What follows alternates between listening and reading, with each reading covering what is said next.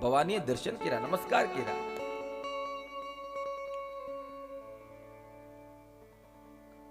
ફરી પાછા વિચરણ કરતા કરતા કરતા નીકળ્યા. એક જગ્યા આવી, ભગવાન શિવ નીચે ઉતરી અને ફરી પાછા જગ્યામાં આળોટવા મળ્યા. એટલે ભવાનીએ કીધું, પ્રભુ ઈ તો સમજ્યા કે 1000 વર્ષ પહેલા આ જગ્યામાં કથા થઈ હતી, તમે આળો, હવે પાછા તમે આ જગ્યામાં બીજી જગ્યામાં શું કામ આળોટો છો? હું આ જગ્યામાં કોઈ કથા થઈ ગઈ છે?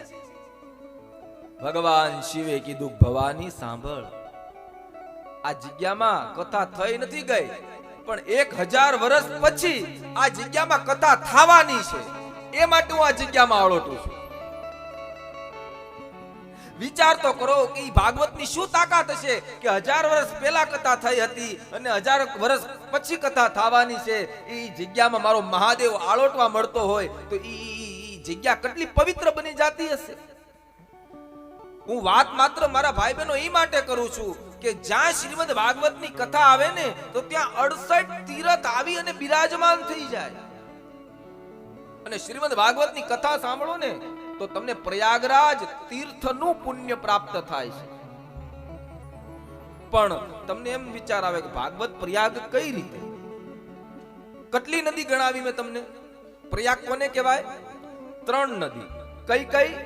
ગંગા, યમુના અને બોલો સરસ્વતી. હા, દૂધ તો દોણામાં જાય છે. તો ભાગવત કઈ રીતે 3 નદી સાથે જોડાયેલું? ધ્યાન દો બાપ, તમને એ બતાવું. શ્રીમદ ભાગવતજીમાં કોની કથા આવે છે? કયા ભગવાનની કથા આવે છે?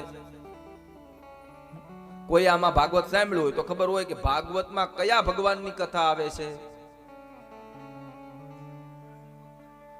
વાહ દાદા, કૃષ્ણ ભગવાન. કૃષ્ણ ભગવાને લીલા ક્યાં કરી?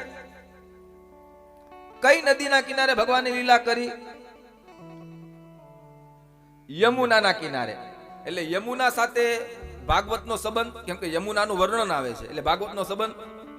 ઓકે, યમુનાના કિનારે લીલા કરી, પણ ઈ લીલા કરી ઈ લીલા લખાણી ક્યાં? કઈ નદીના કિનારે લખાણી? બ્રહ્મનદ્યામ સરસ્વત્યામ. આગળ કથા આવશે. વેદવ્યાસે આ કથા લખી, આ બધી લીલાઓ લખી, પણ કઈ નદીને કિનારે? તો કે બ્રહ્મનદ્યામ સરસ્વત્યામ. સરસ્વતી નદીને કિનારે આ બધી લીલા લખાણી. તો જો યમુના સાથે ભાગવતનો સંબંધ થયો કે નહીં? ઈ જ કથા લખાણી સરસ્વતી નદીને કિનારે. તો સરસ્વતી નદીને કિનારે લખાણી, તો ભાગવતનો સંબંધ સરસ્વતી નદીની હારે થયો કે નહીં?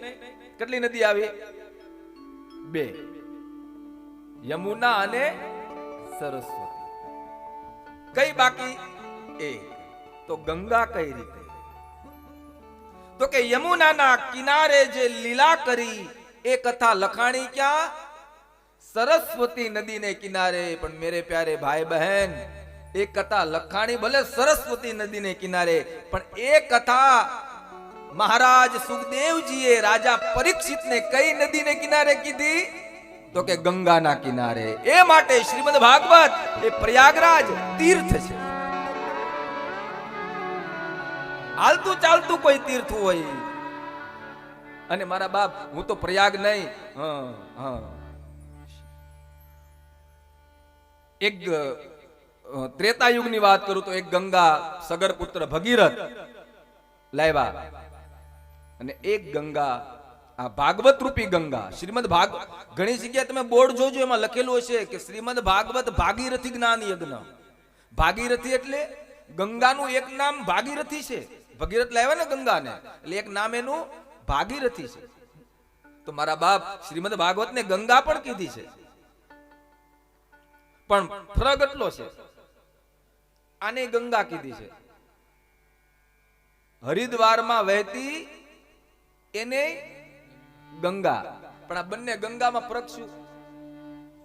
તો કે હરિદ્વારમાં વહેતી ગંગાનું તમારે પુણ્ય જોતું હોય ને બાપ, તો તમારે હરિદ્વાર સુધી જવું પડે કે ન જવું પડે? બેઠા બેઠા આંખો બંધ કરો, હે ગંગા મને પુણ્ય આપ, હે ગંગા મને પુણ્ય, તો એમ ગંગા પુણ્ય આપશે? હે બાપ, તમારે ટ્રેનમાં ટિકિટ કરાવવી પડે, હરિદ્વાર ઉતરવું. અરે હરિદ્વાર ઉતરવાથી પણ ગંગા પુણ્ય નથી દેતી, તમારે એના ઘાટ ઉપર જવું પડે. કે નહીં હરિદ્વાર જઈને વહી આવો, હું હરિદ્વાર જઈને, તો કાઈ ન થાય બાપ, પણ એના ઘાટ સુધી જવું પડે. અને ઘાટ સુધી જઈને પણ ગંગા પુણ્ય નથી દેતી બાપ, એની અંદર તમારે તમારો જમણો ચરણ બોલવો પડે, તો ગંગા તમને પુણ્ય આપે. ઘાટ ઉપર ઘણા લોકો તો ઘાટ ઉપર જઈને આવે, બહુ ઠંડુ છે પાણી, બહુ ઠંડુ છે. પણ બાપ ઘાટ ઉપર નહીં, એની અંદર તમે સ્નાન કરો ને તો એ પુણ્ય આપે. પણ આ ગંગા કેવી? પેલી ગંગા માટે હરિદ્વાર જવું પડે ને આ ગંગા માટે તમારે ક્યાંય ન જવું પડે. આ ગંગા વેતી વેતી આમ ગોતી ગોતી ઉગલા ગામમાં આવી જાય. પણ તમારે માત્ર ને માત્ર એમાં સ્નાન કરવું પડે.